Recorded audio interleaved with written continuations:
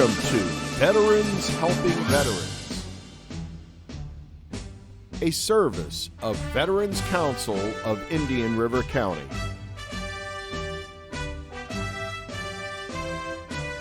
And here's your host, Martin Zickert. Well, hi, folks. We're back again. And as I always say, it seems like it was just yesterday that we were in here with somebody new. I love the opportunity that we have to get to meet people who are not necessarily military, but who support the military. And that's what we've got today.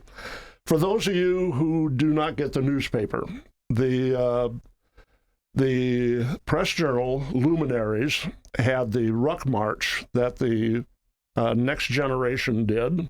Yay. Yay. Next Gen. I was on the paper. I was completely unaware. Yep. Such an awful picture. Well, yeah, but... It was really hot and muggy that day.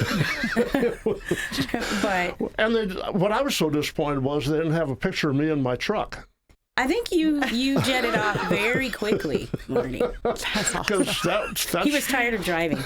Oh, yeah. Is that what it was? Yeah. Come on, Marty. I'm an Air Force guy. We do not ruck. We take a truck and we drive our truck to where we need to go, or we fly our airplane. But we had two ruck marches, and both of them did very, very well. And we're happy to say they support the right cause. Jimmy Lee's still out there leading people on practice ruck marches. Bless his heart. But that's an Army thing and a Marine thing, and that's the way they get from point A to point B when they don't have air support. So that went very, very well. So I've actually seen people doing some rucking on the Barber Bridge. Yeah. Yes. Yeah. He sets up different routes, and they'll get 5 or 6 people out there and carrying a pack, and I don't know what goes through their minds. Because it's hot out there.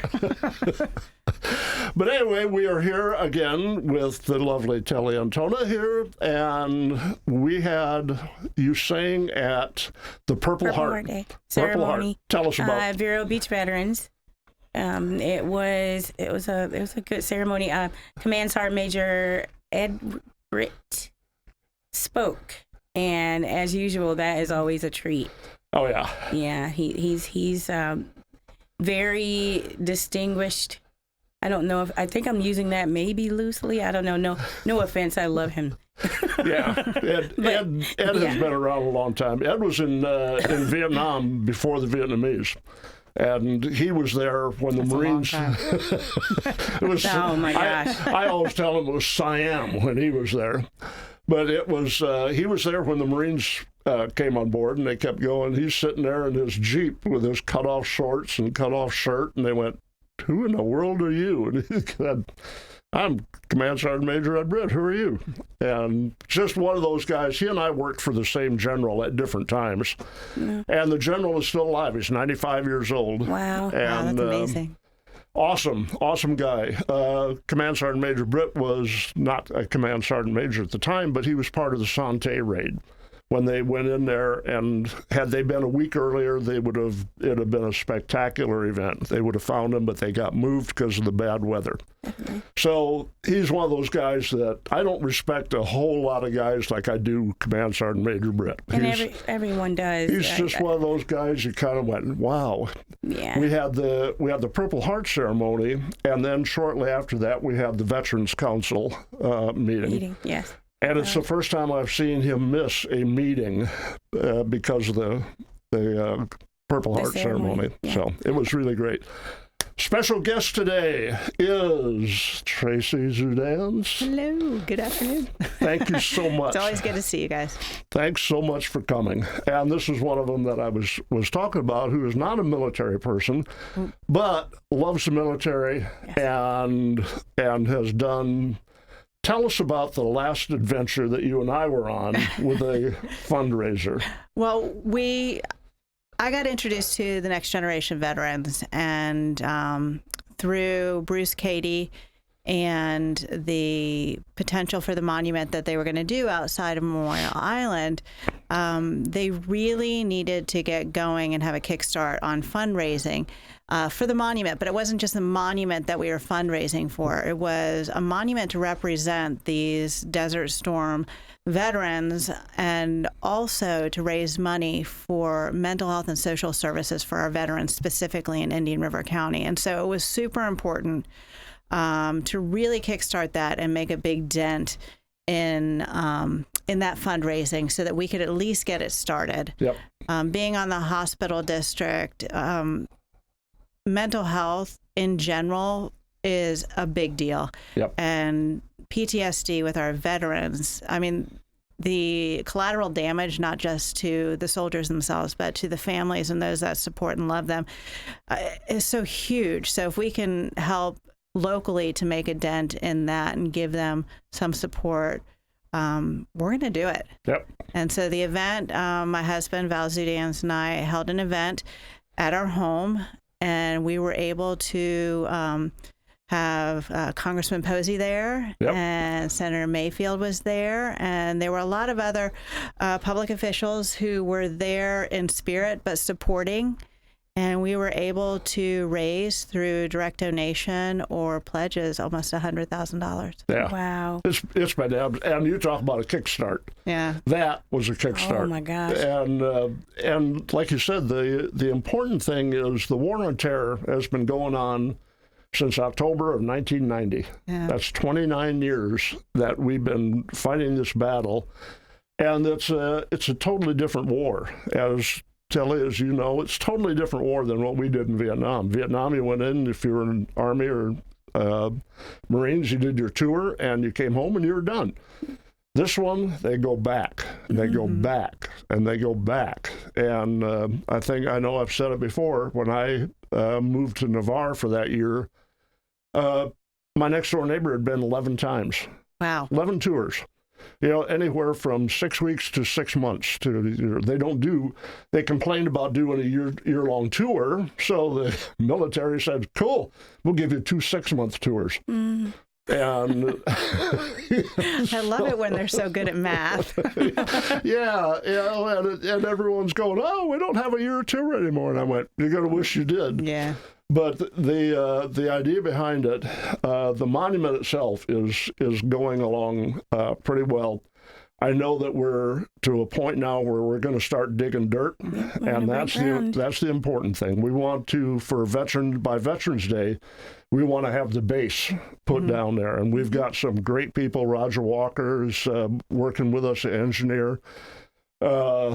Robert Paul with Bill Bryant is going to be the guy helping to actually dig, and it's a lot more. I thought you just laid a slab down and said that was it. It's a lot more than that. You're going to need a foundation. It's Florida. You don't want it to stay. Yeah. Well, when Roger got through explaining that you got to get to a base, which is actually solid, you're talking about 4-foot deep hole. Yeah. And you're building a tank trap. So that alone was enough to make you go, So we're in the process right now of evaluating where we're at, what we're going to do. Of course, the city has been really great. Monty Falls has just been fantastic, helping us. He's doing a great job. Oh, I'll tell you, whoever came up with the idea of putting him in Jim's place, that was brilliant. Jim did a great job while he was there, but Monty was a great person to put in his place when Jim retired. I don't think you could have picked anybody that was better. And it was kind of neat.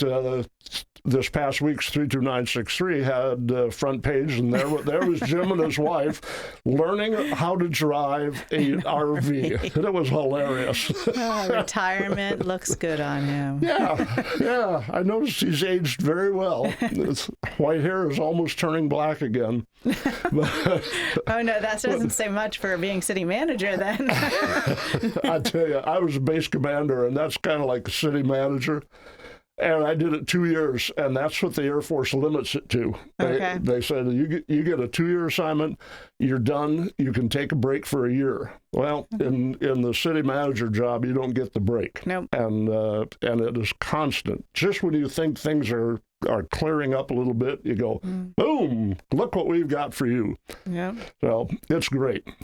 So we're doing the fundraising. We've got that done. The mental health side is where we're really starting our concentration now. We've got, and Telly is deeply involved in that from the Next Gen side. We've got a group coming up. We're having a meeting Friday, which you're welcome to, by the way. This is one of those impromptu meetings. Why don't we? Michelle Dale is running it, and Michelle is a Gold Star mother, and she's obviously heavily involved in the mental health side. And we're having a meeting at C.J. Cannon's 12 o'clock on Friday, and we're gathering people up. We have a wonderful opportunity here in Indian River County to help mental health and set up a program. Right now, if you have a problem between 8 and 5, Monday through Friday, I have people coming out of the woodwork that can help. Problem is, nobody is ever courteous enough to have that problem. It's usually 3 o'clock in the morning. So what we're working at doing now is setting up a program of who's going to do what to whom. And the more you start talking about it, I just had lunch with a lady. We're talking about our Veterans Council golf tournament. And she said, we belong to part of the Mental Health Collaborative, and Brett Hall is in there, and people are starting to go, oh, we can do this. We had the Veterans Council meeting last Wednesday. We get the girl from Melbourne Veterans Center. And Tabitha Miller. And they said, oh, we have a hotline. And I went, who knows about it? Half the battle is just communication. I think that being aware of the access to care and providers that we have, not just locally, but if we don't have it locally, outside of that is so important. And I think that is probably the biggest barrier to mental health is knowing where to go. Yep. Well, a good topic. We'll come right back to that as soon as we get through with our advertising people, and we'll be right back. Okay, folks, we promised we'd go live to our thrifty shopper who spent the last 2 hours walking the aisles of the Habitat Restore in Vero Beach. Courtney, are you there? I'm here, Jerry, and I've already found enough bargains to rent a small truck. What? We sent you there to describe what shoppers can expect at the Habitat Restore. I know, but I can't help it. They have the greatest selection of all kinds of stuff. I've already found a cute dinette set for my apartment. Then I saw the most comfortable leather recliner for my husband. I've needed a set of dishes, and guess what? I found just the perfect pattern. You just never know what you're going to find because the inventory here changes daily. But you're supposed to be working. No law against having fun at your job. The Indian River Habitat Restore, 4580 North US Highway 1 in Vero Beach, is open to the public 6 days. Revenue generated at the Habitat Restore helps to build 1 in 3 Habitat homes in Indian River County. Shop, donate, volunteer at Habitat Restore in Vero Beach. Are you talking about having your own radio or TV program? Then you should talk to Planet Vero. Here's why we're the best. Your show will be heard on 3 local iHeartMedia stations, plus worldwide on the iHeartMedia network. And you can choose our live stream option, which gives you 6 cameras and professional television studio quality production that's delivered to many social media platforms. Call us for a free, no obligation on-air interview, and we'll show you the power of Planet Vero, radio, and TV. That's 772-778-2832. Follow the powerful Rush Limbaugh Show on Planet Vero Radio. Take advantage of the amazing opportunities on social media like Facebook and YouTube with a live stream broadcast. Call 772-778-2832. It's the future of marketing. It's Planet Vero, and it's brought to you by Idea Garden Advertising. Visit planetvero.com. Waves Auto Spa, known as Vero's fastest and finest. A car wash known for their quality equipment and attention to detail by a friendly and courteous staff. Waves offers soft cloth technology, and a top-notch detail center will help preserve the value of your car. Waves now offers windshield chip repair, and in most cases, it doesn't cost you a dime. Spend less time and get a better quality experience for you and your car at Waves Auto Spa, US 1 Vero Beach, across from Kmart Plaza. Open 7 days a week. And we are back again. The PTSD problem, and I'm looking at it from strictly the military side. I'm not looking at it from a car accident or sexual harassment or any of those sorts of things. Strictly military. Why did you end up with it? What happened? What was sequenced? Tomorrow night at Dogs for Life at 7 o'clock. Telly, you're part of that. Yes, we have a committee. As you know, that Next Generation is beginning our PTSD support group. We're going to start it off as a peer-to-peer support group. We are very, very close to getting an exact date. But to kick that off tomorrow night at 1230 16th Avenue, we're going to have, that's a Dogs for Life building. We're going to have a What is PTSD forum. And we've also put together, Shelley Ferger has been gracious enough to put together a resource sheet of the already existing support groups in the area. Brett Hall, Steve Hellier, there are also resources on that list, as well as Vietnam Veterans of Indian River County. They have also volunteered their meetings as well. And Vic Diaz is going to be on the panel representing that. So if anyone has time and you are interested and want to come out and support, and come out at 7 p.m. at Dogs for Life. That's what we're looking for, is that type of thing, the interaction to get it going. Most people tend to think that we lose 20 veterans a day. Think about that. Since 9/11, we've lost over 7,000 people to combat. If you think of 20 a day, that's 7,000 a year that we're losing to suicide. And that's just flat unacceptable. And amazingly enough, a lot of people think it's the young kids coming back because of the number of tours and everything. The actuality is that it's the 50 to 74-year-olds that have the largest suicide rate. And if you think about it, you can certainly understand why. I mean, what you end up with is your family is gone. You're too old, really, to get a job in a lot of cases. And you start to question your own self-worth.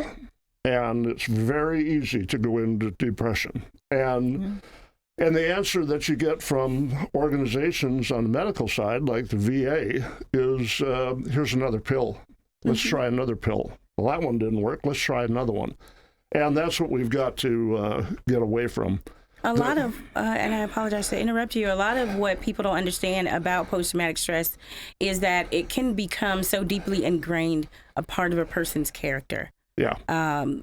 There's a lot of, I know, personally, people that I know getting out and just thinking, okay, they're just under a lot of stress or, anything to that nature, when it is really just a symptom of a bigger problem that the trauma hasn't been dealt with. Yeah. So that's a big part of why I think the suicide rate is so high. Well, when you come back from tour and you're just thrown into society with no tools to get through some of that, that's just so disappointing that they don't have something like that, something to reacclimate them into society outside of being on tour. Because, I mean, stepping back into reality and all that goes on when you get back, that's huge. That causes a lot of stress in itself. And then having to deal with what you saw when you were there.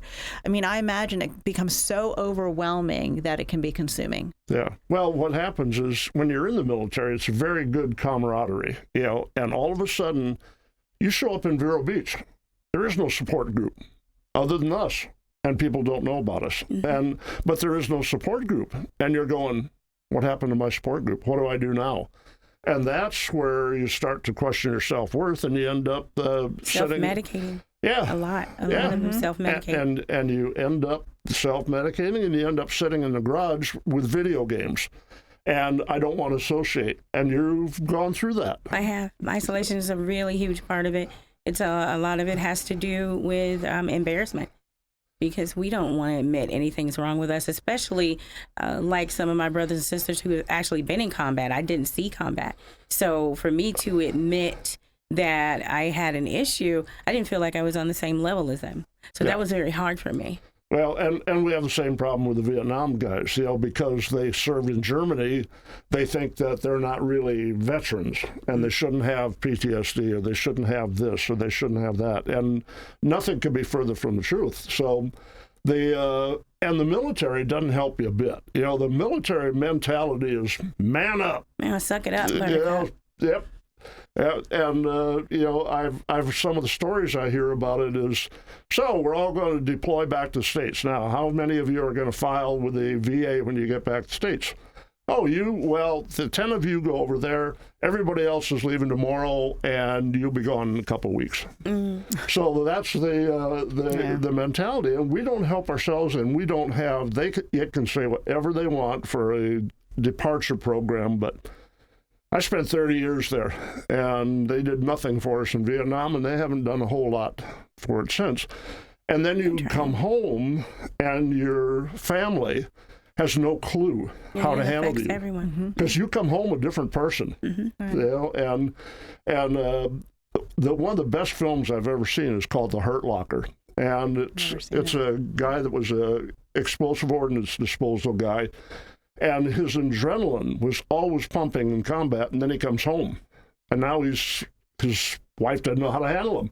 Right. I mean, he's pumped, and the problem is he's going back into training to go back again, and so the adrenaline is up and it's down, and you're up and you're down, and your family suffers because they don't know. I know we've got a case here where the husband lives over here in one of the modular home buildings, and his family lives in Sebastian.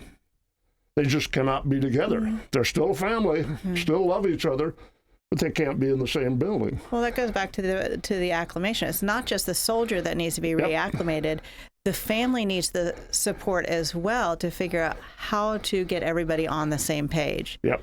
And a lot of times the wives will see that the person has PTSD and really doesn't know what to do about it because he is in denial. Right. And the psychological problems. And so that's what you've got to work on. And what I hope we can do here is to continue having meetings like this, having people in here like you who are involved with it, and make something out of this. I'd like to make a model. My goal is to make a model out of Indian River County. Let's do it. And if we can start Indian River County, we can, it's the old, how do you eat a whale? One bite at a time. And if you can start... If you like whale. If you can start a program here and make a successful program where things go like they're supposed to, I think we can spread that. And so that's my goal. And it isn't so much about money as it is about participation and getting the folks. And we've got, Thursday night's going to be a great start. Friday's going to be another great start to be able to get people involved. Absolutely. So we're down to a minute and a half. Doesn't this go in a hurry? It does. Time flies. You never know it until you're standing up here and you're going, I always have fun being with you guys. This is fun. Yes. And so what I want to say, Tracey, thanks again for all the support. And I'll come anytime you ask. It's nice to know that you have someone that you can go to and say, how do I do this? And your fundraising is such a valuable part of what we do, because quite frankly, military people suck at it. We're good at blowing stuff up and killing people and all that. But, oh man! But when you go out into the world, and it's an art. Yeah. Well, fundraising is a big part, but awareness is, I think, even a bigger part. So if we can just do our part to communicate with people where the access to healthcare, to mental health care and social services are for our veterans and our residents, I think that's the most important thing. Yep, I agree. Any last thoughts? No, not so much. I just I want to thank you for being on the show, and I do want to let you know a little birdie told me that all I have to do is give you an idea and you run with it. So I need absolutely no help. So thank you so much for being in our corner. Oh, I appreciate that. Listen, I couldn't go across to be part of the military, so thank you guys for all you do and how you serve. Thanks. And we'll see you next week. John Michael Matthews is our guest.